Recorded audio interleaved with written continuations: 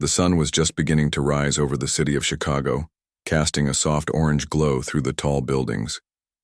The streets were already alive with people rushing to work, cars honking impatiently at traffic lights, and the distant hum of trains rattling along their tracks. Among the chaos stood a modest courthouse, its stone facade weathered by years of standing witness to human drama. Inside, the air smelled faintly of old wood and polished floors, mingling with the nervous energy that always seemed to linger in places where lives could change in an instant. Karoline Leavitt tightened her grip on her notebook as she climbed the steps leading into the building. She had been looking forward to this day for weeks.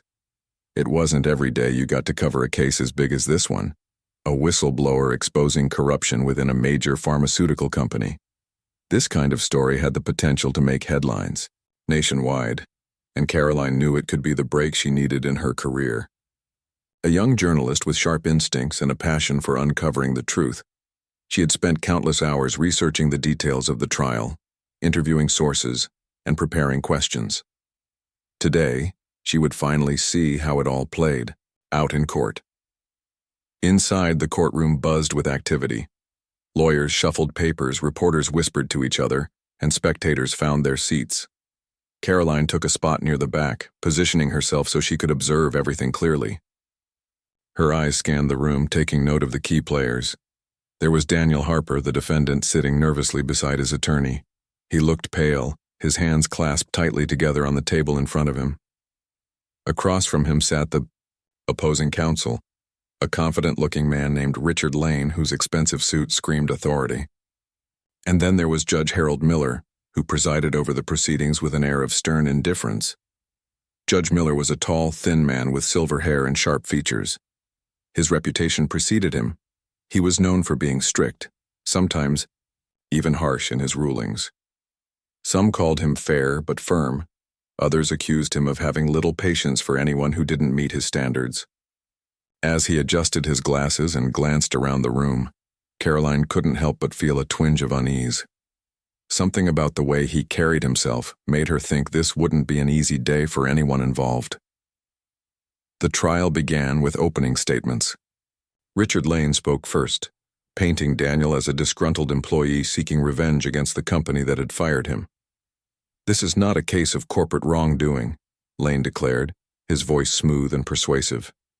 "It's a case of personal vendettas and baseless accusations."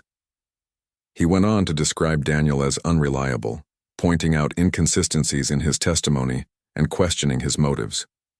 When it was Daniel's lawyer's turn to speak, the contrast was striking. Where Lane had been polished and commanding, Daniel's attorney, a woman named Patricia Wells, came across as earnest and heartfelt.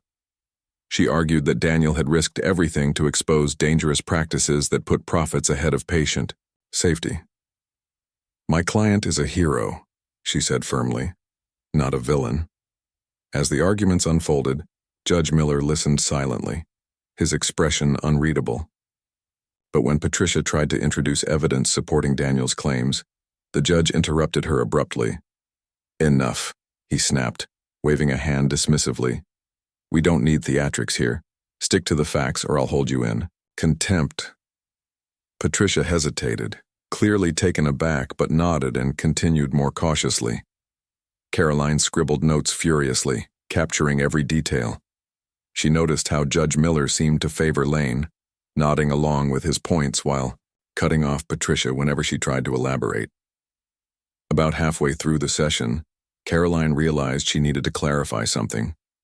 Raising her hand slightly, she leaned forward and addressed the judge. "Your Honor," she said politely, "may I request permission to record part of the session for my article? I assure you it's purely for documentation purposes." The room fell silent as all eyes turned to her. For a moment, Judge Miller simply stared at her, his lips pressed into a thin line. Then, without warning, his temper flared. "A nosy little nuisance, are we?" he barked, his voice echoing through the courtroom. "This isn't some tabloid show for your entertainment, Miss Leavitt. You have no business disrupting these proceedings." Gasps rippled through the gallery, and Karoline felt her cheeks flush with embarrassment. She hadn't expected such hostility, especially not in response to a simple question. Lowering her hand, She muttered an apology and sank back into her seat, trying to ignore the stares of those around her. Sitting quietly in the back row, unnoticed by most, was Pam Bondi.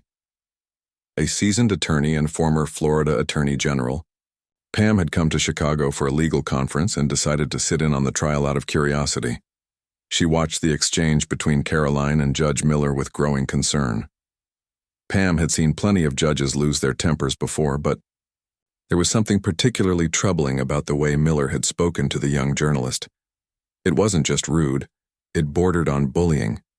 And if there was one thing Pam couldn't stand, it was someone abusing their power. For the rest of the session, Pam kept a close eye on Judge Miller.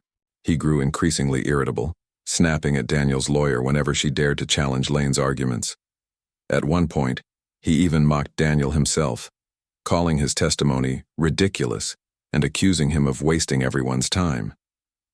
The tension in the room became almost unbearable, with some spectators shifting uncomfortably in their seats while others exchanged worried glances. Pam jotted down a few notes, her mind racing with possibilities. If what she suspected was true, if Judge Miller really was acting unethically, then someone needed to step in. And if no one else was willing to do it, maybe it was up to her. When the judge finally called for a recess, the courtroom erupted into murmurs. People filed out slowly, discussing what they had witnessed. Karoline lingered behind, still reeling from the judge's words. She felt humiliated, yes, but also angry. Angry at Judge Miller for treating her like she didn't matter, angry at herself for letting him get to her, and angry at the system that allowed someone like him to wield so much power. As she packed up her things, she caught sight of Pam Bondi approaching her. "Miss Leavitt," Pam said warmly, extending a hand. "I'm Pam Bondi. I couldn't help but notice what happened earlier. Are you all right?" Karoline blinked in surprise, unsure how to respond. Here was someone she didn't know offering kindness when she least expected it. After a moment, she shook Pam's hand and managed a small smile. "Thank you," she replied softly. "I'll be fine. But thank you for asking." Pam nodded thoughtfully, her expression serious. "What Judge Miller did was unacceptable," she said firmly. "No one deserves to be treated that way, especially not in a place meant to uphold justice." Karoline felt a flicker of hope at Pam's words. Maybe she wasn't alone in thinking something was wrong. Maybe, just maybe, someone powerful enough cared enough to do something about it. The courtroom buzzed with quiet whispers as the recess ended and people filed back to their seats. Karoline Leavitt returned to her spot near the back, still feeling the sting of Judge Miller's earlier insult. She tried to focus on the case, reminding herself why she was there, to uncover the truth and tell the story that needed to be told. But no matter how hard she concentrated, the judge's words lingered in her mind like a shadow she couldn't shake. As the session resumed, Daniel Harper took the stand. His voice trembled slightly as he began recounting his experiences at the pharmaceutical company. He spoke about the pressure he faced from management to falsify reports, the dangerous shortcuts they took to cut costs, and the lives he believed were put at risk because of their greed. It was a powerful testimony, one that painted a grim picture of corporate misconduct. Yet, instead of listening intently, Judge Miller leaned back in his chair, his expression bored and disinterested. When it was Richard Lane's turn to cross-examine Daniel, things quickly turned hostile. Lane fired question after question, trying to poke holes in Daniel's story. "Isn't it true," Lane said smugly, "that you were fired for poor performance long before any of these so-called revelations came to light?" Daniel hesitated, clearly caught off guard by the accusation. Before he could respond, Judge Miller chimed in, his tone dripping with sarcasm. "Perhaps we should just skip ahead to sentencing," the judge quipped, earning a few nervous laughs from some members of the audience. "It seems Mr. Harper has already decided he's guilty." The comment sent a ripple of discomfort through the room. Patricia Wells, Daniel's attorney, shot to her feet. "Your Honor," she protested, "this line of questioning is prejudicial and inappropriate." Judge Miller glared at her over the rim of his glasses. "Sit down, counselor, unless you'd like to join your client in contempt." Patricia clenched her jaw but obeyed, sitting stiffly in her chair. Karoline watched the exchange, her anger simmering beneath the surface. This wasn't justice, it was a farce. And yet, she knew speaking up again would only make things worse. She gripped her pen tightly, scribbling notes with more force than necessary. Then something unexpected happened. As Richard Lane continued his relentless attack on Daniel, Karoline suddenly stood up. Her heart pounded in her chest, but she forced herself to remain calm. "Your Honor," she said, her voice steady despite the storm of emotions swirling inside her. "I must object to the way this trial is being conducted. It feels less like a search for truth and more like a witch hunt." The entire courtroom froze. All eyes turned to Karoline, including Judge Miller's. For a moment there was complete silence. Then the judge erupted. "How dare you interrupt my courtroom?" he thundered, slamming his gavel down so hard the sound echoed like a gunshot. "You are out of line, Miss Leavitt. Out of line. Court officers, remove her immediately." Two bailiffs moved toward Karoline, their faces unreadable. She felt a surge of panic, but refused to back down. Just as they reached her, a commanding voice rang out from the back of the room. "That won't be necessary." Everyone turned to see Pam Bondi standing up, her presence radiating authority. She stepped forward, her heels clicking against the floor, and addressed the judge directly. "Your Honor, I am Pam Bondi, Attorney General of Florida. I believe Miss Leavitt has raised a valid concern. The conduct displayed here today raises serious questions about impartiality and fairness." Judge Miller's face reddened with fury. "This is none of your business, Ms. Bondi," he snapped. "You are not part of this jurisdiction, and I suggest you leave before you find yourself in violation of court decorum." Pam didn't flinch. Instead, she smiled coolly, her confidence unwavering. "On the contrary, Your Honor, justice is everyone's business. If you continue to behave in such a manner, I will have no choice but to report this incident to the appropriate authorities." The threat hung in the air, heavy and undeniable. For the first time since the trial began, Judge Miller seemed unsure of himself. He opened his mouth to retort, then thought better of it and waved dismissively.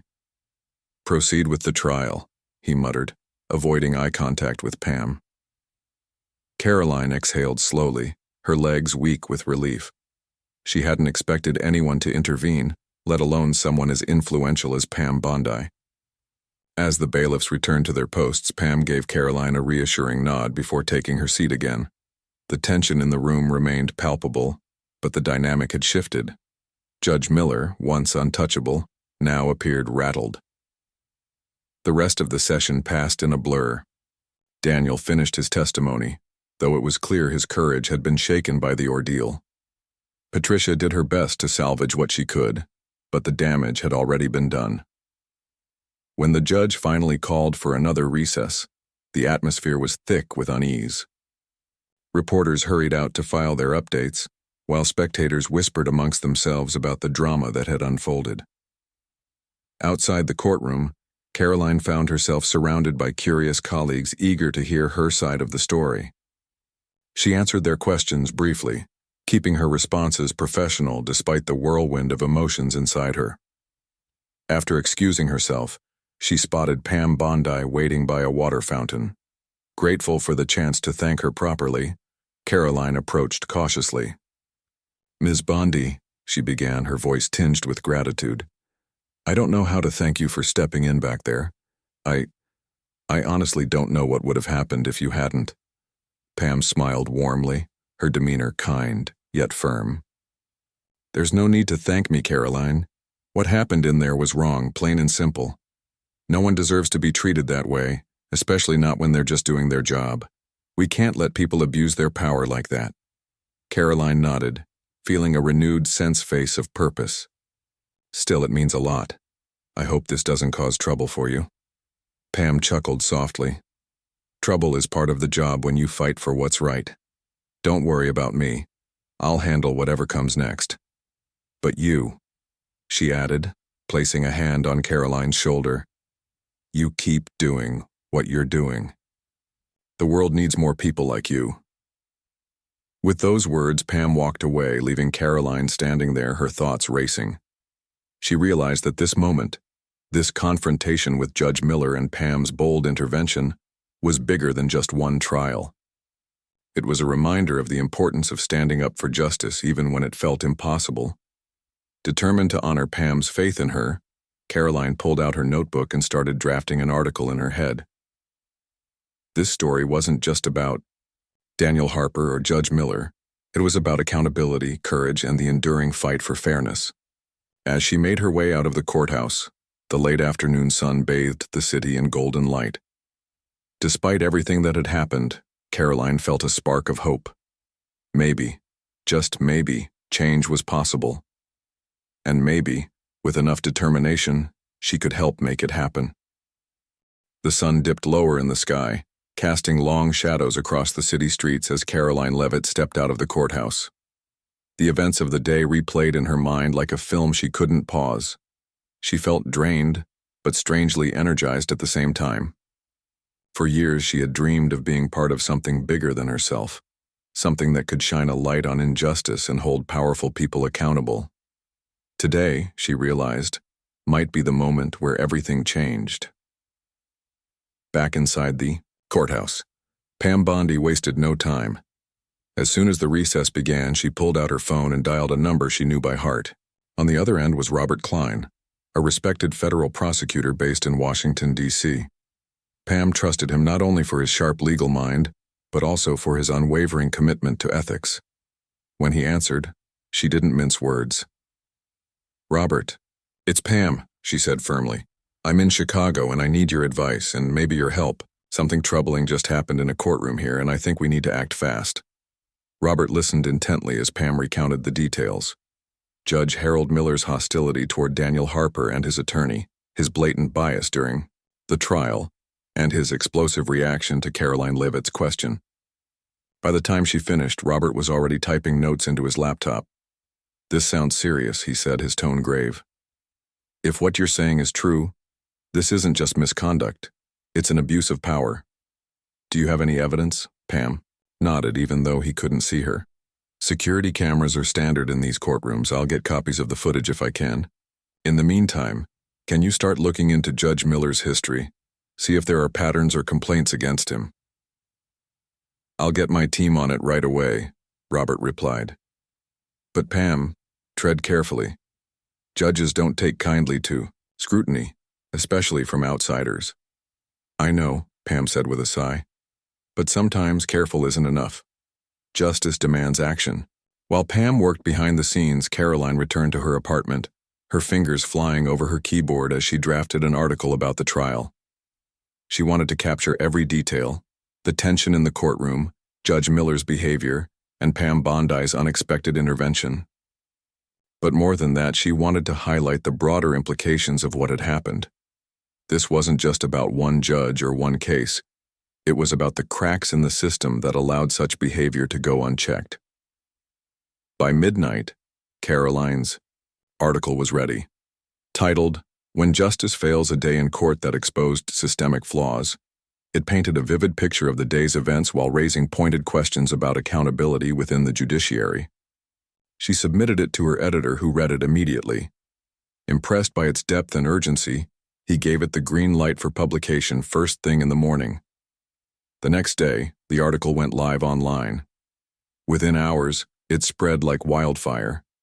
Social media platforms lit up with reactions ranging from outrage to disbelief. People shared screenshots of key paragraphs, tagging lawmakers and journalists alike.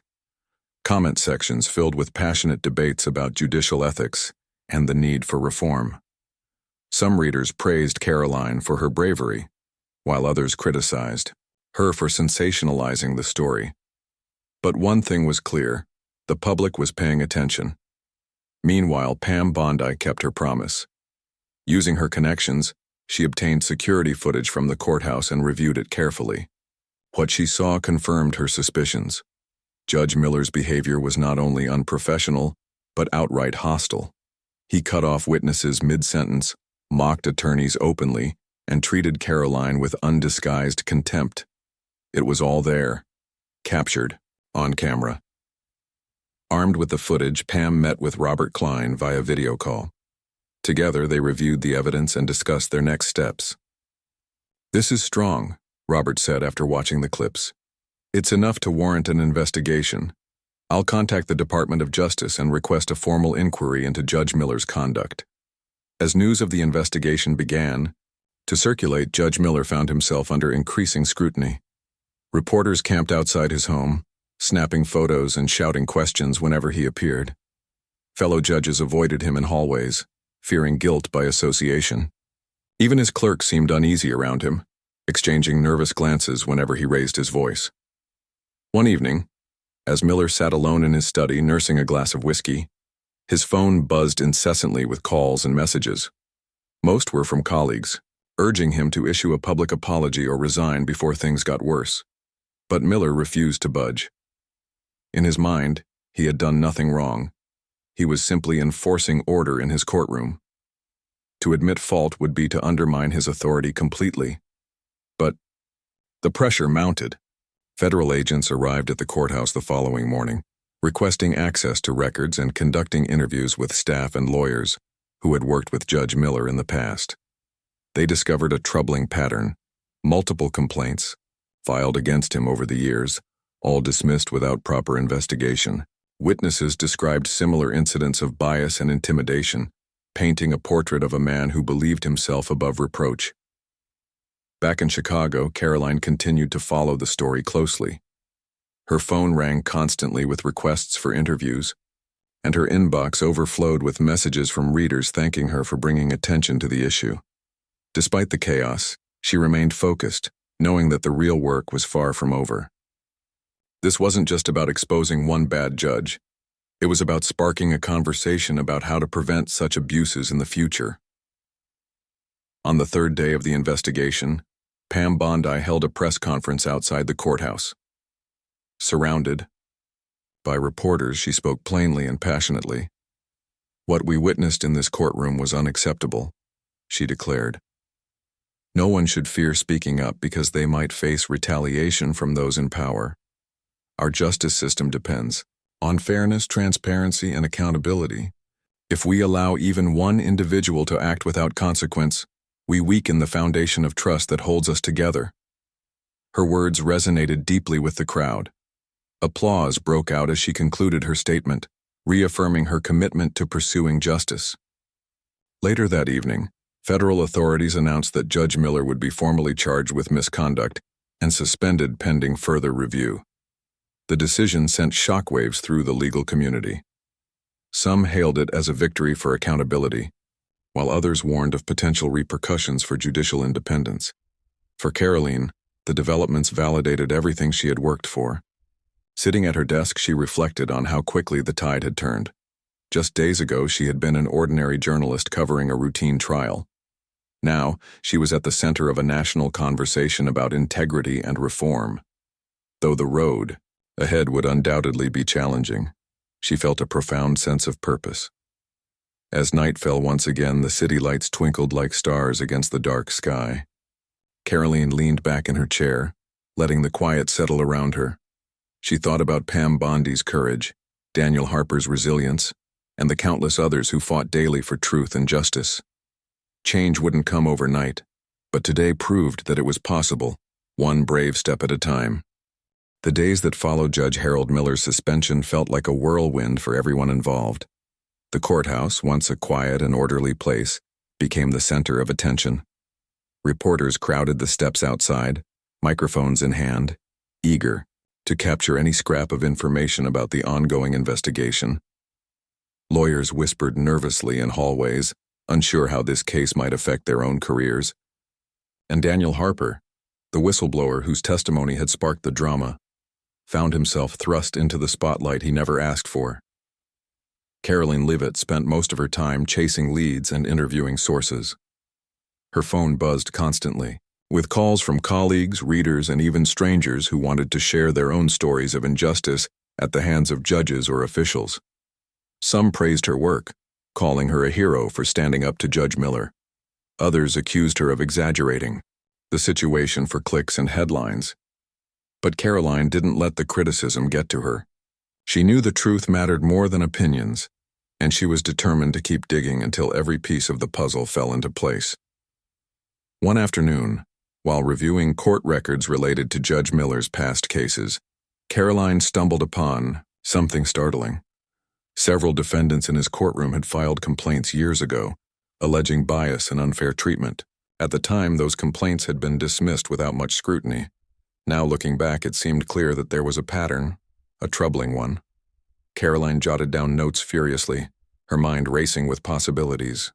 If she could connect these old cases to the current scandal, it would strengthen the argument that Judge Miller's behavior wasn't an isolated incident, but part of a larger problem. She decided to reach out to some of the people who had filed those complaints.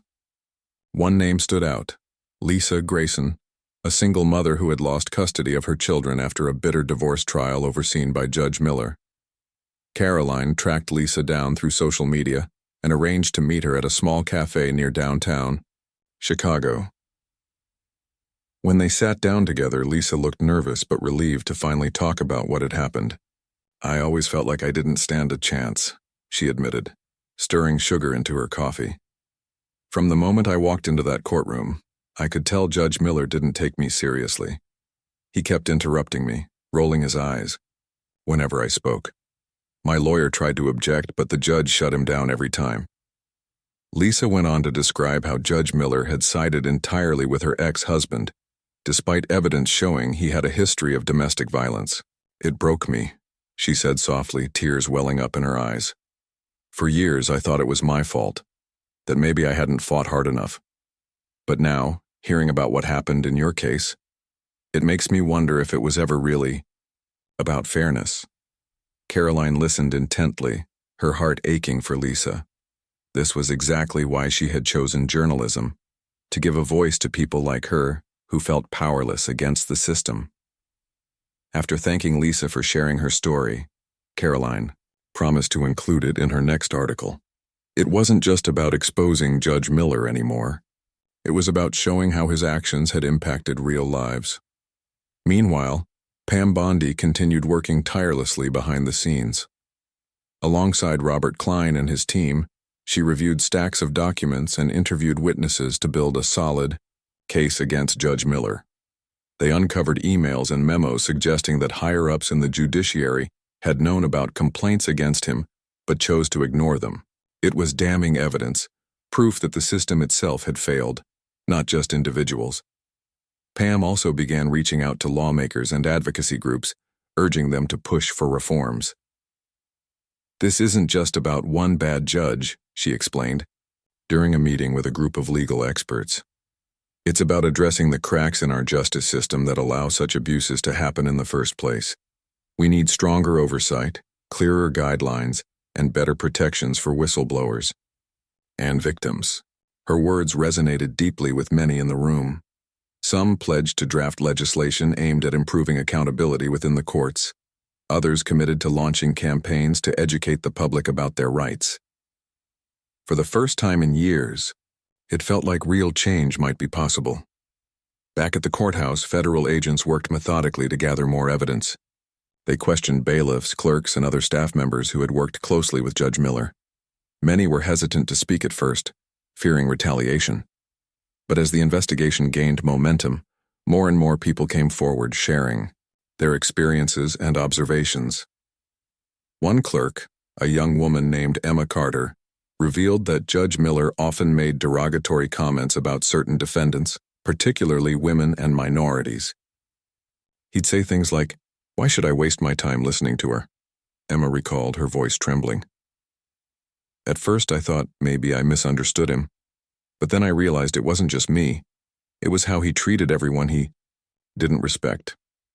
Emma's testimony added another layer to the growing case against Judge Miller.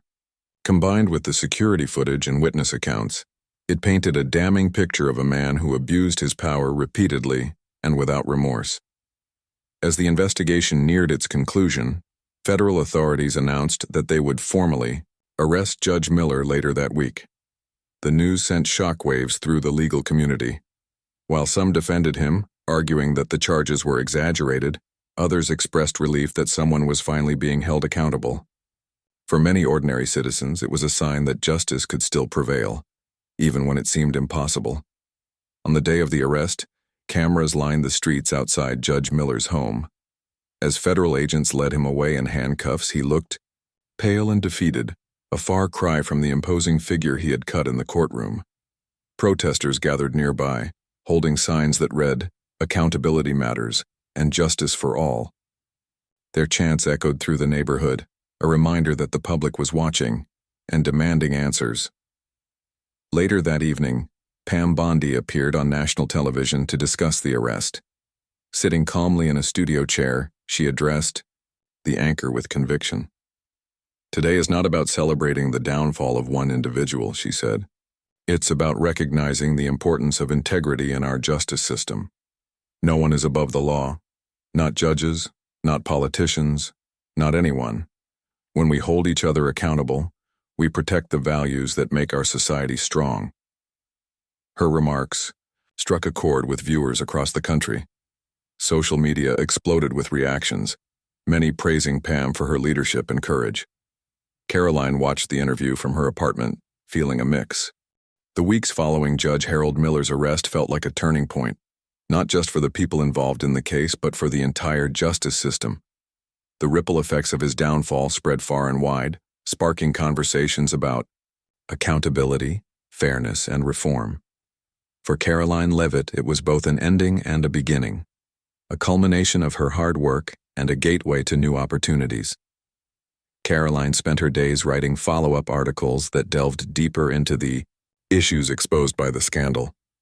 Her latest piece focused on Lisa Grayson's story, shedding light on how Judge Miller's bias had devastated families and left lasting scars. She included interviews with legal experts who explained how such abuses could be prevented in the future.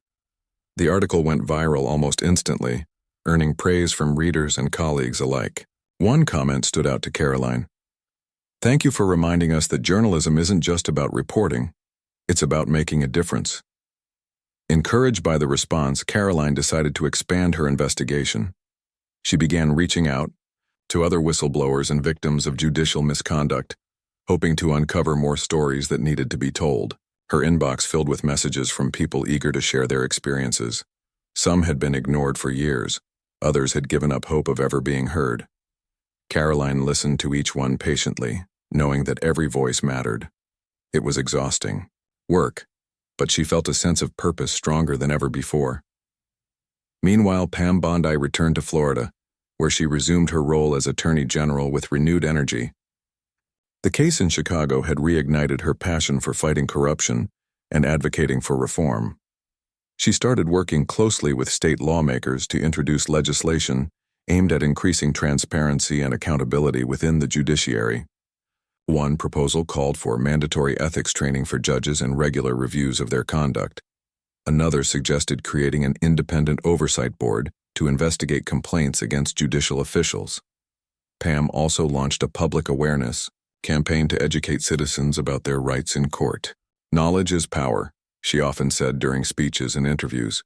"When people understand how the system works and what to do if it doesn't, they become active participants in ensuring justice for all." Her efforts earned widespread support not only in Florida but across the country.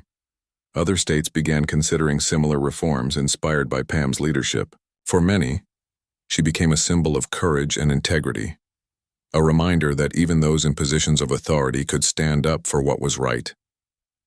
Back in Chicago, Daniel Harper finally got his day in court, or rather, a new trial presided over by a different judge. This time, the atmosphere was calm and respectful. The new judge listened carefully to both sides, allowing Daniel and his attorney to present their evidence without interruption. When the verdict came in, guilty against the pharmaceutical company, Daniel broke down in tears. It wasn't just a personal victory. It was proof that truth and justice could prevail when given a fair chance. Afterward, Daniel thanked Karoline for her coverage of the case. "You made sure people knew what was really going on," he told her.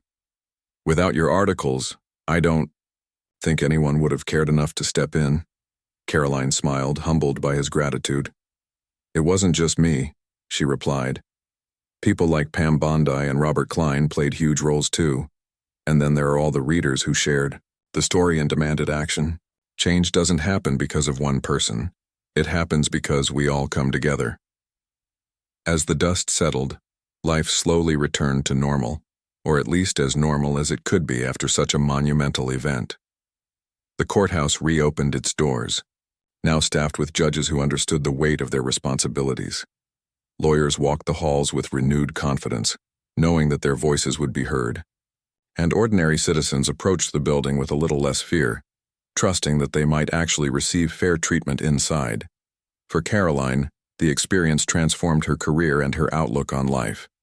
She continued writing investigative pieces, focusing on systemic issues that affected everyday people.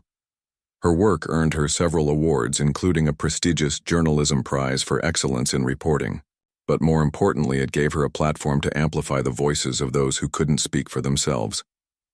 One evening, as she sat at her desk typing up notes for her next article, Karoline reflected on everything that had happened. She thought about the courage it took for Daniel Harper to blow the whistle on his company, the resilience of Lisa Grayson and others who had suffered under Judge Miller's bias, and the determination of Pam Bondi to fight for justice no matter the cost. Each of them had played a part in bringing about change, proving that even small actions could lead to big results.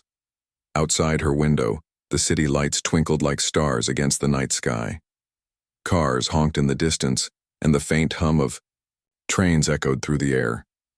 It was a reminder that life kept moving forward, even in the face of challenges.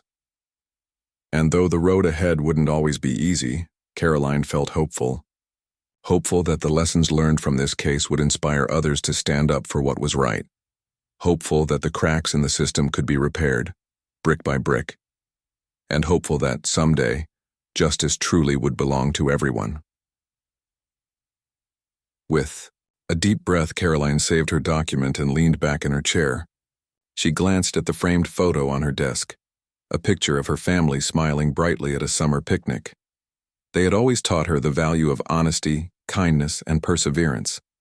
Now, she carried those values with her in everything she did. As she turned off her computer and prepared to leave for the night, Karoline reminded herself of something Pam Bondi had said during one of her speeches. Justice isn't a destination, it's a journey.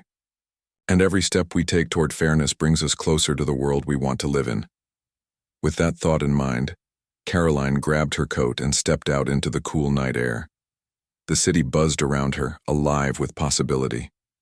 She didn't know what challenges lay ahead, but she was ready to face them head on. After all, she had seen firsthand what could happen when people refused to stay silent. And she knew that together, they could build a better future. One story, one voice, one brave act at a time.